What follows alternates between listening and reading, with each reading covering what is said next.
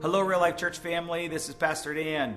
This next Sunday, we're starting our second challenge, and that is to love others. First challenge was to love God. This challenge is to love others. You know, when I was working for Youth for Christ as a missionary, I used to use this illustration all the time. I would ask the people I was speaking to name 5 of the top sermons that they've ever heard, or 5 of the best teachings or messages, whatever you want to say. Just 5. And I would wait a while and watch what people would do. It was amazing because after a few minutes, I would say, okay, maybe just 3, or maybe just 2. And then finally, well, just for the sake of your pastor, what did he speak on last week?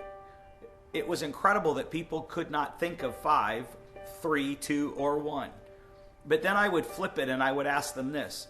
Name 5 people that have made an impact in your life. You could see the light bulbs come on and the whole room would change because people started writing someone who had spoken to their life or had made a difference for them. Maybe it was a family member or a school teacher or a coach or somebody, but they could think of 5 people and many times even more. You see, we have it backwards sometimes. Sometimes we think it's about what we hear, but it's about the lifelong impact that people have made in our life.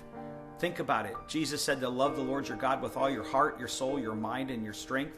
And we've realized that it's really believing God's love for us. But the second part of that, which is called the Great Commandment, is also to love your neighbor as yourself. You see, that's where we really struggle. If we don't love ourselves, it's really hard to love others. In fact, we've put the Great Commission, which is to go into all the world and preach the gospel, we've put it first, when actually the Great Commandment is first. To love God, to love others, and then to go preach the gospel. Because without love, without being able to love others, then it's just a bunch of words, or it's something that we have to convince or argue or control people. In other words, make them believe something. But if they don't see God's love in us, why are they going to believe the message? I mean, think about it. If you really are full of God's love, shouldn't you be loving to others?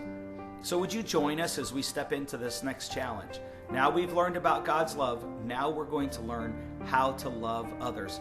It's one of the most important things. I mean, think about it. I mean, this is what the church should have down. Loving God, loving others.